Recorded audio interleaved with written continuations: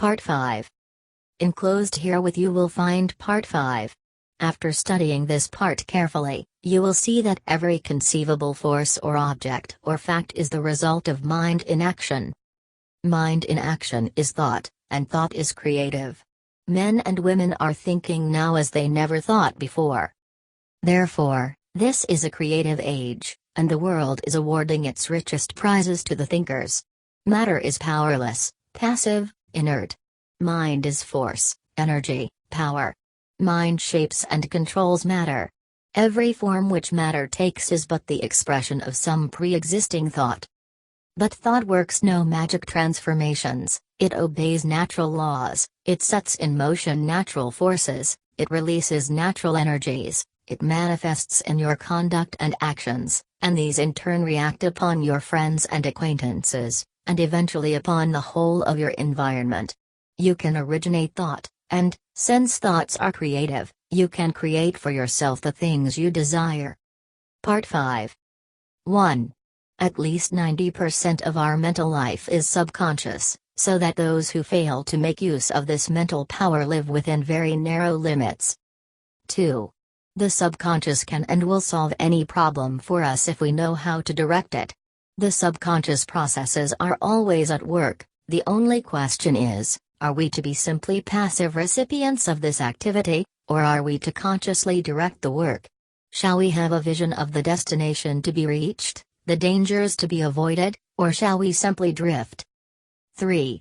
We have found that mind pervades every part of the physical body and is always capable of being directed or impressed by authority coming from the objective or the more dominant portion of the mind.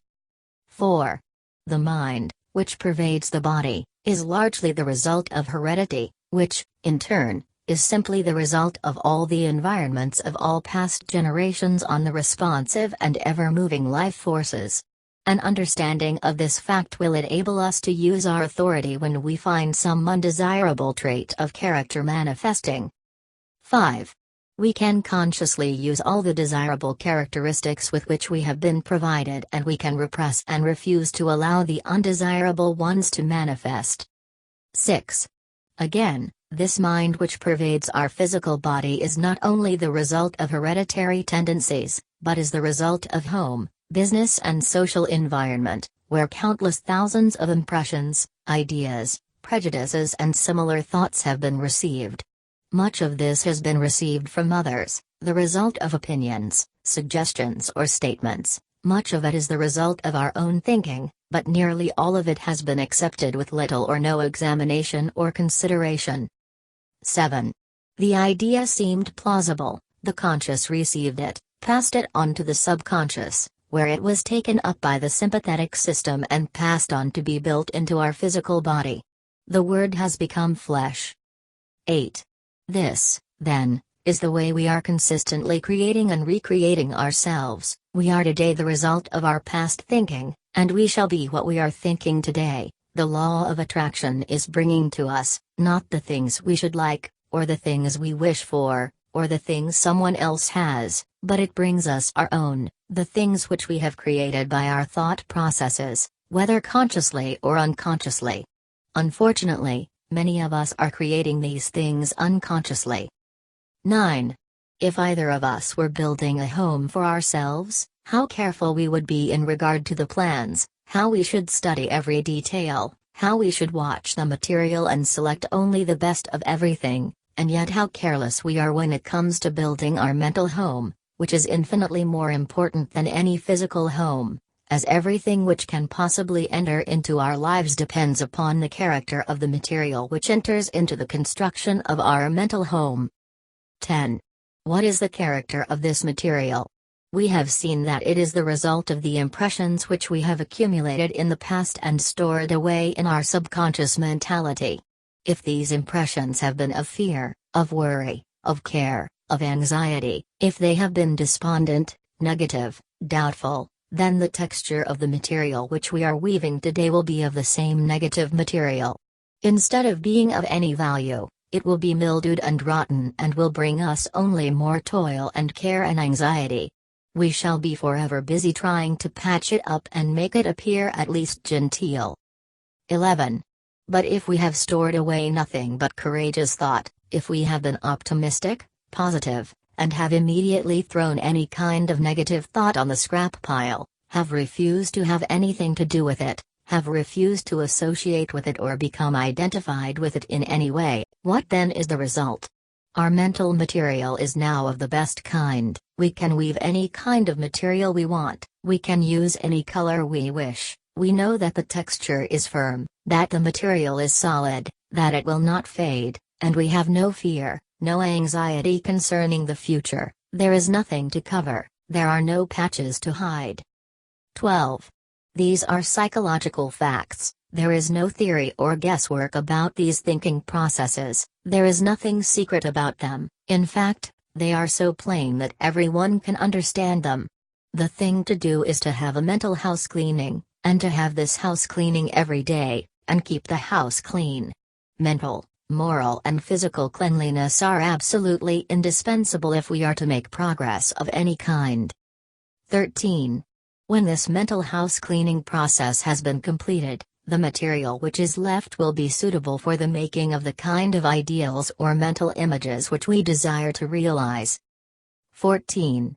There is a fine estate awaiting a claimant.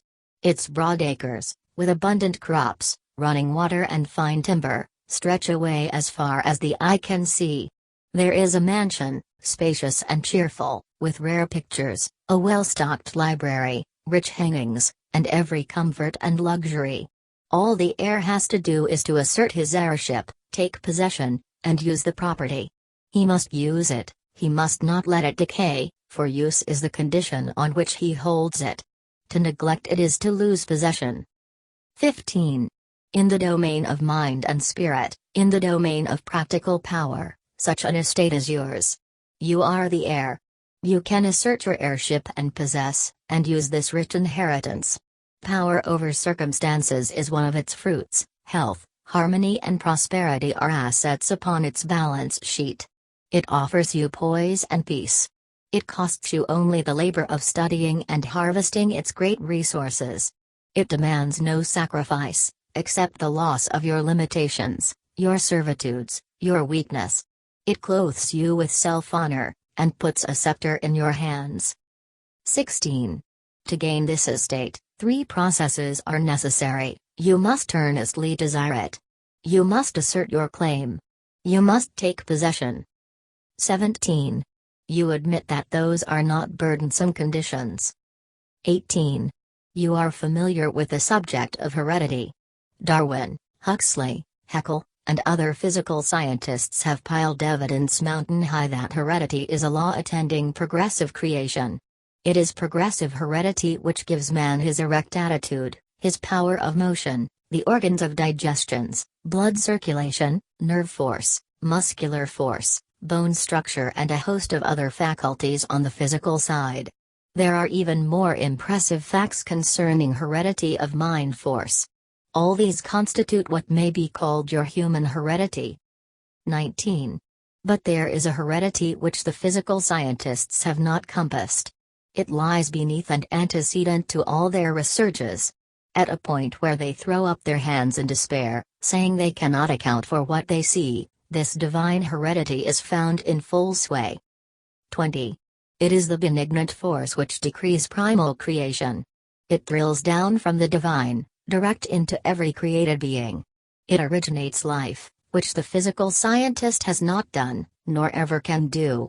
It stands out among all forces supreme, unapproachable. No human heredity can approach it.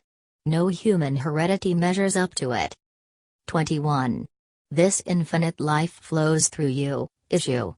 Its doorways are but the faculties which comprise your consciousness. To keep open these doors is the secret of power. Is it not worthwhile to make the effort?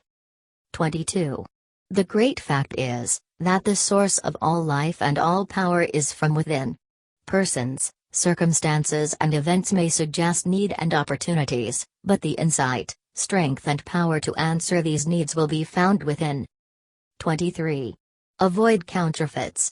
Build firm foundations for your consciousness upon forces which flow direct from the infinite source, the universal mind of which you are the image and likeness. 24. Those who have come into possession of this inheritance are never quite the same again.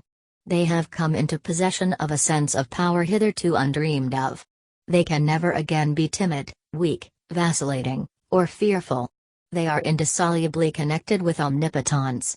Something in them has been aroused. They have suddenly discovered that they possess a tremendous latent ability of which they were heretofore entirely unconscious.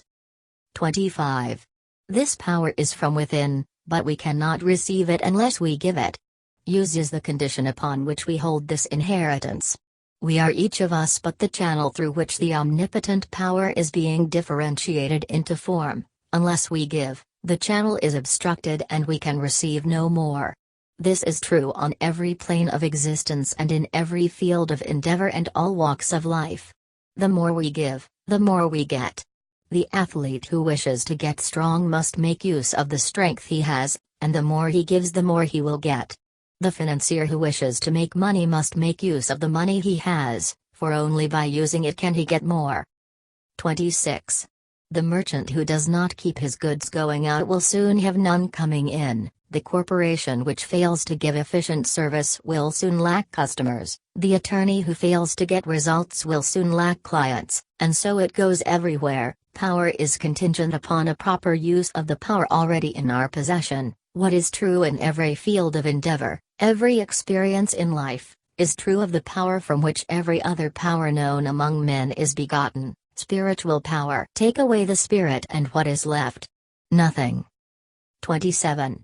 If then the spirit is all there is, upon the recognition of this fact must depend the ability to demonstrate all power, whether physical, mental or spiritual. 28. All possession is the result of the accumulative attitude of mind, or the money consciousness. This is the magic wand which will enable you to receive the idea, and it will formulate plans for you to execute, and you will find as much pleasure in the execution as in the satisfaction of attainment and achievement. 29. Now, go to your room, take the same seat, the same position as heretofore, and mentally select a place which has pleasant associations. Make a complete mental picture of it, see the buildings, the grounds, the trees, friends, associations, everything complete. At first, you will find yourself thinking of everything under the sun, except the ideal upon which you desire to concentrate. But do not let that discourage you. Persistence will win, but persistence requires that you practice these exercises every day without fail. Part 5 Study Questions with Answers. 41. What proportion of our mental life is subconscious? At least 90%. 42. Is this vast mental storehouse generally utilized? No. 43. Why not? Few understand or appreciate the fact that it is an activity which they may consciously direct. 44. Where has the conscious mind received its governing tendencies? From heredity, which means that it is the result of all the environments of all past generations. 45. What is the law of attraction bringing to us? Our own. 46. What is our own? What we inherently are, and is the result of our past thinking, both conscious and subconscious. 47. Of what is the material with which we construct our mental home composed? The thoughts which we entertain. 48. What is the secret of power?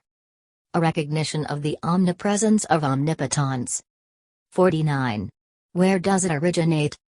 All life and all power is from within. 50. Upon what is the possession of power contingent?